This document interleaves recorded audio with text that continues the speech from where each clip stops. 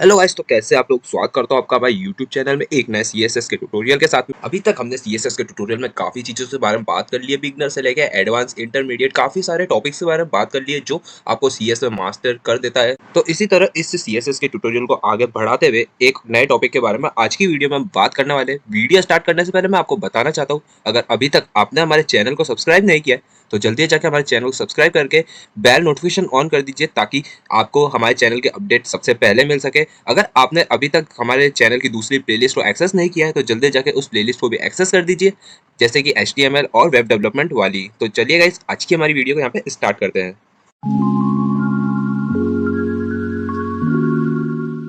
तो आज की वीडियो में हम बात करने वाले लेआउट्स के बारे में, किस तरह से हम वेब पेज को लेआउट करते हैं। उसके बाद हम देखेंगे basic flow of web pages. उसके बाद हम सीएसएस की कुछ प्रॉपर्टीज के बारे में बात करने वाले हैं, जैसे डिस्प्ले, फ्लोट और पोजीशन।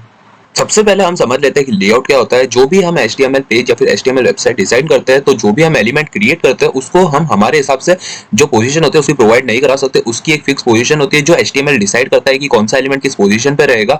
तो CSS और लेआउट का यूज करके हम एक एलिमेंट को एक प्रॉपर्टी प्रोवाइड कर सकते हैं, जिससे हम पता कर सकते हैं कि उस जो एलिमेंट हम यूज कर रहे हैं उसकी लेआउट क्या होगा, उसकी पोजीशन क्या होगी।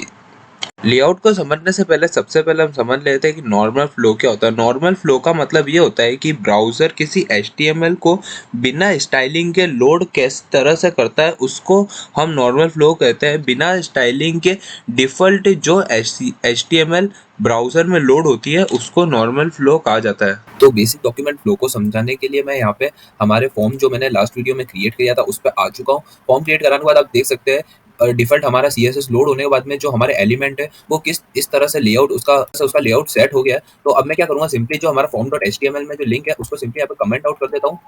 और उसके बाद आप देख सकते हैं कि जब मैंने CSS को कमेंट आउट किया तो हमारे एलिमेंट बेसिक नॉर्मल फ्लो में कुछ इस तरह से दिख रहा है। और जब हमारी CSS लोड होगी तो हमारे जो एलिमेंट है वो कुछ दिख रहा है, जैसे जो H1 टैग है वो उसका जो क्या होगा, और उसके बाद span tag, form tag, p tag, paragraph tag, field tag किस तरह से शो हो रहा है आप देख सकते हैं। तो सबसे पहले हम बात करने वाले हैं फ्लोट प्रॉपर्टी के बारे में। तो इसको ज़्यादा समझने के लिए हम डायरेक्ट VS कोड में चलते हैं। तो गाइज यहाँ पे मैं VS कोड में आ चुका हूँ। VS कोड में आने वाला सिंपली एक नया फोल्डर क्रिएट कर देता हूँ।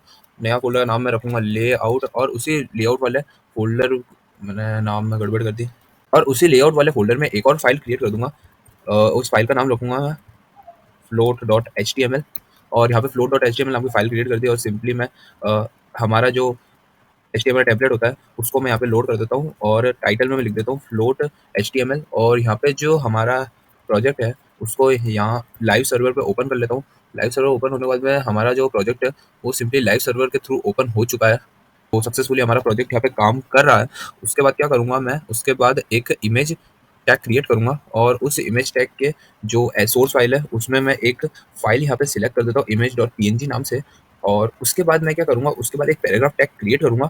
उसके बाद एक पैराग्राफ टैग क्रिएट करने के बाद में उसमें 20 वर्ड जनरेट कर दूंगा, और ऐसे 3 पैराग्राफ टैग क्रिएट कर दूंगा।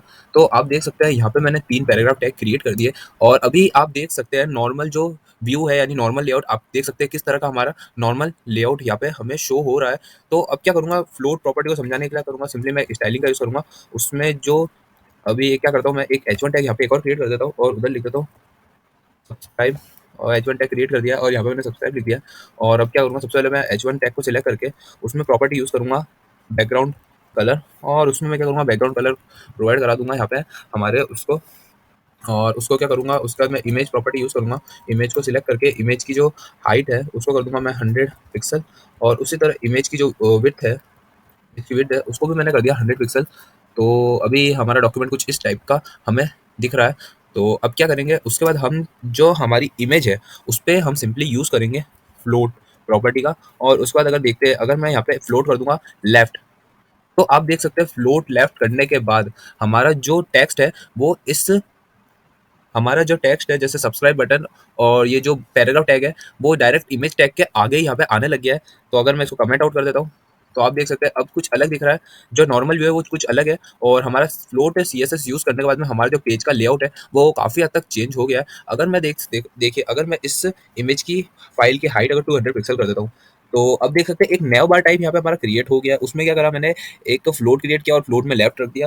तो लेफ्ट करने की वजह से जो भी टैग सिलेक्ट किया है, उसके जितने भी एलिमेंट है, पेरेंट एलिमेंट, चाइल्ड एलिमेंट, वो सारे लेफ्ट में गैदर हो जाएँगे और जो भी हमारा अदर कंटेंट है, वो राइट में गैदर हो जाएँगे। तो अगर मैं यहाँ पे लेफ्ट की जगह लिख देता हूँ, राइट लिख देता हूँ, तो यहाँ पे अब हमारा जो इमेज टैग है, यूट्यूब की जो हमारी इमेज है, वो राइट साइड में शो हो रही है।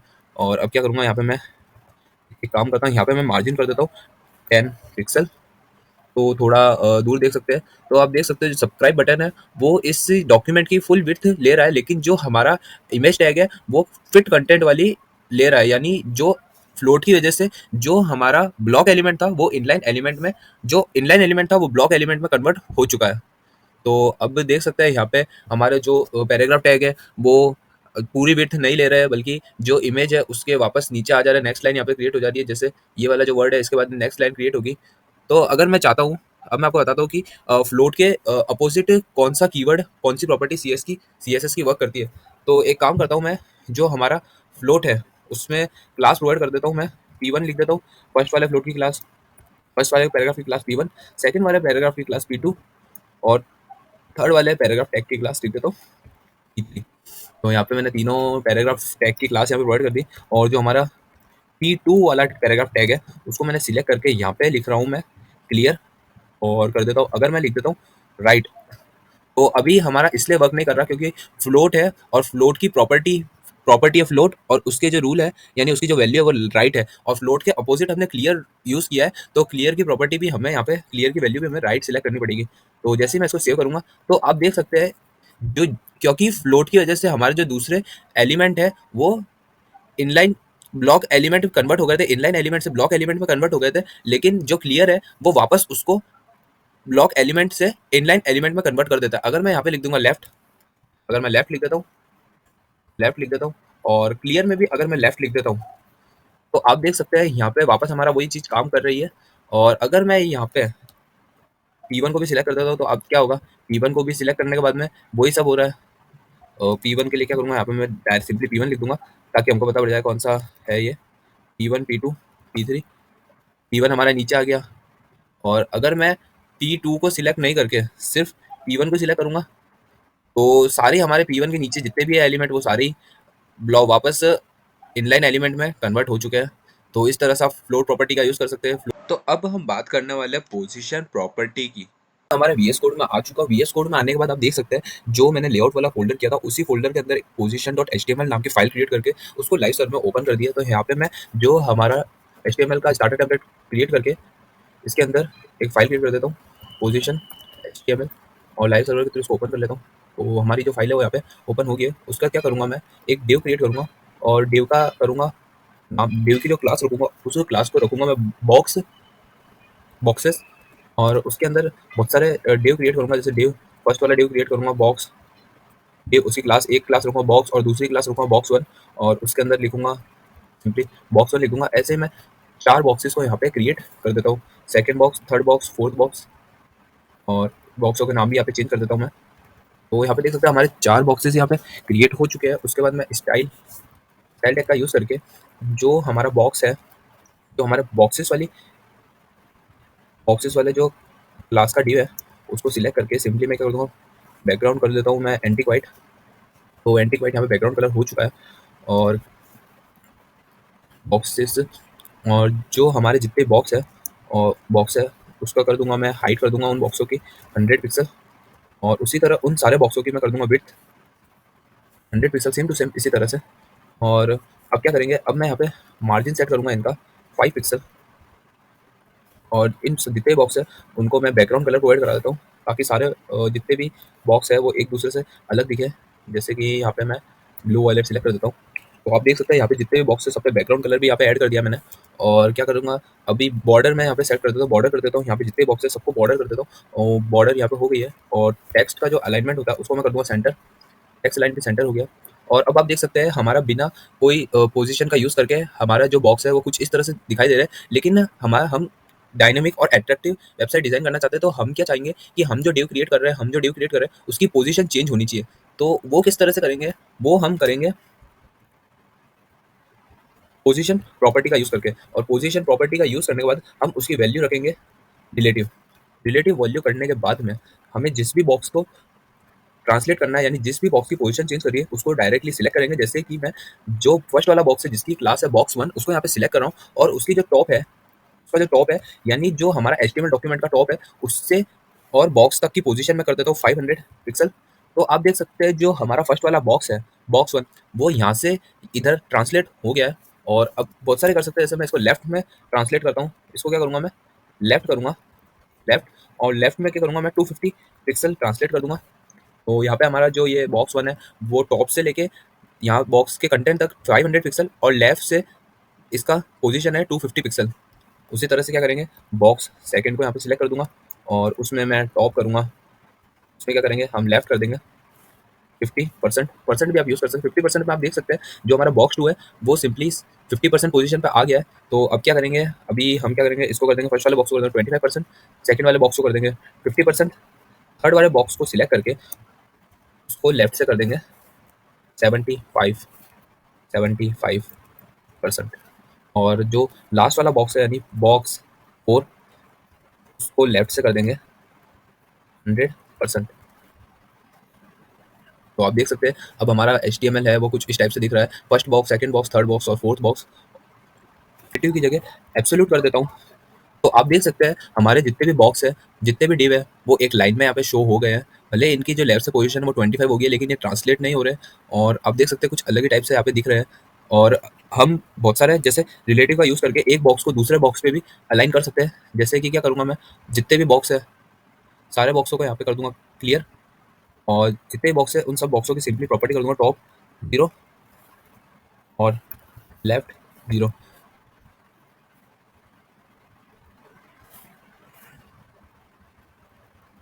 जितने बॉक्स है उनकी प्रॉपर्टी मैंने कर दी है टॉप 0 लेफ्ट 0।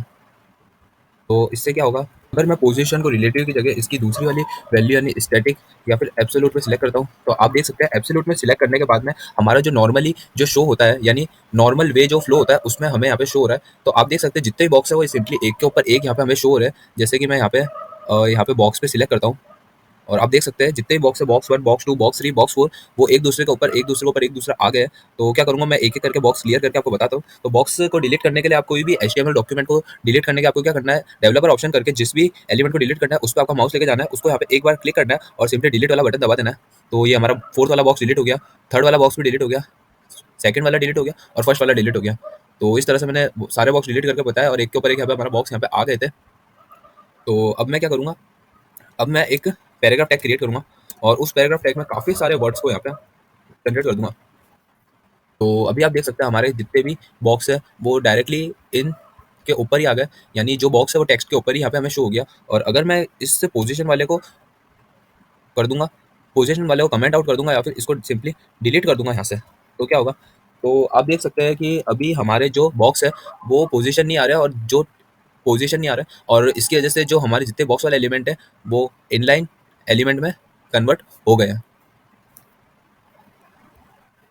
तो वापस मैंने इसको पोजीशन को कर दिया एब्सोल्यूट। अभी मैं कर दूंगा इसको रिलेटिव कर देता हूँ, और रिलेटिव में क्या करूँगा, इसको कर दूंगा एब्सोल्यूट, एब्सोल्यूट पोजीशन कर दूंगा। और एब्सोल्यूट पोजीशन करने के बाद क्या करूँगा, मैं जो बॉक्स वन है उसका जो बॉटम से बॉटम सेट करके इसको कर दूंगा 0 कर दूंगा। तो आप देख सकते हैं बॉक्स वन बॉटम से इसकी पोजीशन 0 होगी। बॉक्स जो टू है उसको कर दूंगा मैं राइट से 0, राइट से 0। बॉक्स जो बॉक्स थ्री होगा, बॉक्स थ्री है, उसको क्या करेंगे, उसको मैं कर दूंगा टॉप से 0, टॉप से 0 कर दिया। तो इस तरह से हमारा, और बॉक्स फोर है लास्ट जो हमारा बॉक्स है, बॉक्स फोर, उसको मैं कर दूंगा टॉप से 50% और लेफ्ट से 50%। तो यहाँ पे बीच में आ गया। तो इस तरह से आप एब्सोल्यूट और इन सब का यूज़ कर सकते हो। तो बस गाइस आज की वीडियो में इतना ही। आज की वीडियो में हमने लेआउट्स के बारे में देखा, फ्लोट प्रॉपर्टी, पोजीशन प्रॉपर्टी के बारे में देखा। नेक्स्ट वीडियो में और भी एक्स्ट्रा काफ़ी सारे टॉपिक्स पर हम पढ़ेंगे। वीडियो अच्छी लगे तो वीडियो को लाइक कर दीजिए, दोस्तों के साथ शेयर कर दीजिए ये सीएसएस की प्लेलिस्ट। और अगर अभी तक आपने हमारे चैनल को सब्सक्राइब नहीं किया तो जल्दी जाके हमारे चैनल को सब्सक्राइब कर दीजिए और बेल नोटिफिकेशन को ऑन कर दीजिए ताकि चैनल पे आने वाले अपडेट आपको सबसे पहले मिल सके। Thank you for watching. मिलता है आपको नेक्स्ट वीडियो में, तब तक के लिए keep learning and keep exploring.